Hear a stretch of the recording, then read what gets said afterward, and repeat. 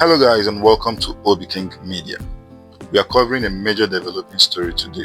It is a story of where pop culture meets serious international politics. On one side, we have the American rapper Nicki Minaj speaking at the United Nations.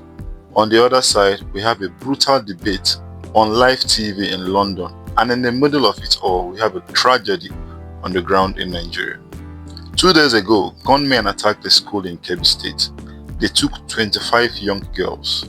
At the same time, gunmen attacked a church in Kwara State and killed worshippers. The pressure became so much that President Bola Tinubu had to make a drastic choice. He was packed and ready to fly to South Africa for the G20 Summit. This is one of the most important meetings in the world, but at the last minute, he cancelled the trip. Why? Because the world is currently watching Nigeria. The narrative has changed. It is no longer just about security, it is now more about religious persecution. So today, we are going to explain exactly what happened. We will look at Nicki Minaj's speech, the heated fight on Piers Morgan's shows, the minister's personal loss, and the attacks that forced the president to stay home. So let's start in New York. On November 18, the United Nations headquarters hosted a special event. The topic was religious violence. The guest speaker was not a politician. It was Nicki Minaj. She stood next to Mike Waltz, the US ambassador. She spoke very clearly. She said that Christians in Nigeria are being targeted. She described a situation where families are torn apart and churches are burned down simply because of how they pray. She used strong words. She said this violence should shake the United Nations to its core. But the most important part of her speech was not about the violence, it was about politics. She publicly thanked Donald Trump. While Nicki Minaj was speaking in New York, a fight broke out on television in London. The show was Piers Morgan's Uncensored. The topic was, is there a Christian genocide in Nigeria? Piers Morgan invited two guests. First, the Nigerian Foreign Minister, Yusuf Tuggar, and the Canadian politician named Goldie Ghamari. Piers Morgan stated with heavy statistics. He claimed that 50,000 Christians have been killed in Nigeria since 2009. He asked the minister why the government is letting this happen. But Minister Tuggar rejected these numbers. He said they were rubbish. He argued that the conflict is not a religious war. He said it is caused by bandits, criminals, and a fight for resources like water and land.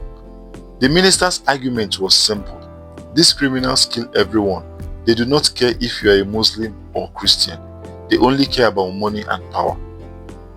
But the former Canadian Prime Minister Goldie Ghamari did not agree. She was very aggressive. She accused the Nigerian government of helping the terrorists. She called it a jihad. She shouted at the minister saying, "Shame on you for lying."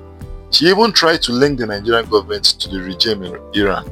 She said because the president and vice president are Muslims, they do not care about Christians.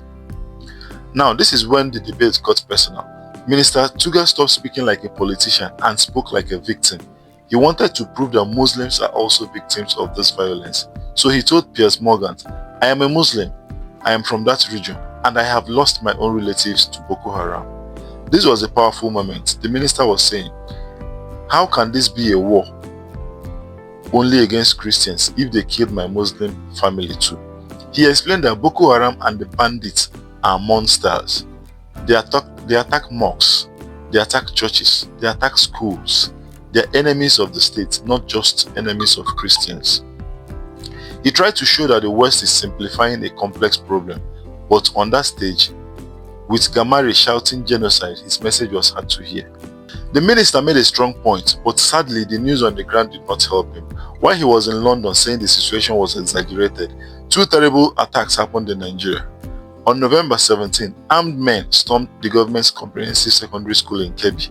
This was a massive attack. The gunmen did not just shoot in the air, they killed a staff member at the school. Some reports said it was the vice principal. Then they gathered the students. They abducted 25 young girls. Think about that, 25 girls taken from their school.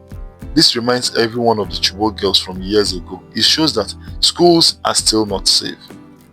Just a day later, in Kwara State, Gunmen again attacked the Christ Apostolic Church. This happened during a live prayer session. The worshippers were inside praying when the shooting started. The gunmen killed 3 people inside the church. Then they dragged the pastor and others into the bush. This very attack is very damaging for the government's narrative. Remember, the minister just told Piers Morgan that this is not a religious war. But here you have gunmen attacking the church specifically while people were praying. Even if the gunmen were just bandits looking for ransom, what it looks like to the world are terrible. It looks exactly like what Nicki Minaj described at the UN. Now, this brings us to President Bola Tinubu. This week, the G20 Summit is happening in South Africa. This is a gathering of the most powerful leaders in the world. For a country like Nigeria, being there is essential for business and investment. President Tinubu was scheduled to go. He was also supposed to visit Angola afterward. But yesterday, the announcement came. The trip is cancelled. The presidency released a statement. They said the president is staying back to receive security briefings and to coordinate the rescue of the Kebbi schoolgirls. But let's be honest about what this means. Presidents usually travel even when there is trouble at home. They have phones. They can give orders from anywhere. But this time, the pressure was too high. If President Tinubu went to South Africa to drink champagne with world leaders while Nicki Minaj is trending, the US is watching, and 25 girls are missing, it would look like he did not care. The international scrutiny forced him to stay home. He had to show the world and his own people that he is taking charge. So right now, where do we stand? The foreign minister Yusuf Tuggar is right about one thing: Muslims are dying too.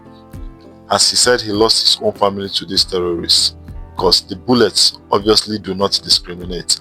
But the critics are also right. The government is struggling to protect its most vulnerable places like schools and churches. President Tinubu staying home is the right political move, but cancelling a trip does not free the hostages. The world is watching to see if this new attention will actually lead to a rescue or if it will just be more talk. What do you think, guys? Is the minister right that this is just banditry, or do you agree with Nicki Minaj that this is a religious war? Let us know your thoughts in the comment section.